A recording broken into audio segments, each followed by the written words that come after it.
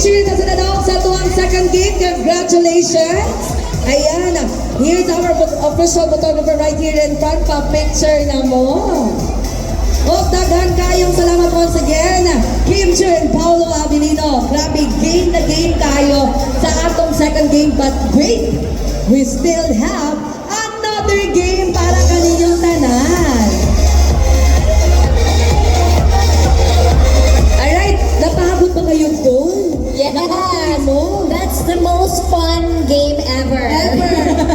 Kung inana ka kanina, napagod di ay, nakapoy di ay, mga unsa Tagalog, ano kay murag igang na muna tayo, kung igang, gabi sa kaya akong pang kaigang din. Ayan. So nakikita niyo, oy, grabe, hindi pa kasal, oy, sige, nakikita niyo ngayon na ito ang halo-halo supreme and our fried siopaw over here. So sa mga mabuong may tabok karon. Magtitikiman tayo! Yes, ato ang siopaw and ato ang halo-halo. So si Kim Chu, mao'y mutilaw sa ato ang fried siopaw. And ang ato ang pinakagwapo sa kayo ang guest ni si Paolo Abilino, mao'y mukhaon sa halo-halo. Humot kayo. Humot kayo si Humot Kim. Humot lami. Oo, ayan, na. Wala, ikaon na siya. Ako po, be. Sige daw, pakita daw mi on saon pagkaon ni Kim Chu ang siopaw. Maon mo na siya sa tunga. Tunga, Nag-aso! Gaso! Uy, init kayo! Init kayo! Marag ka ng sakit sa kamot. Pero lami siya. Ay, kabalakin na si Paolo din mo, hungit din mo ganohan mo. Hello!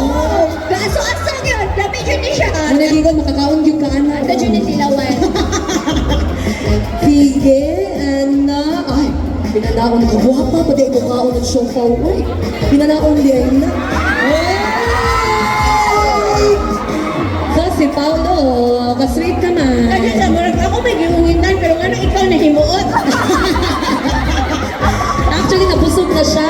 Nabusog na siya, kaya sige naman na siya kaon dito. Malalami kayo. Tilawan dyan nila yung fried siopaw. It's the best. Yes, of course. And pwede na ninyo na matilawan diri sa ato ang Chopping Halo-Halo Land because ani na diri atong booth. And of course, Paolo, kung sa mga ano, yung masasabi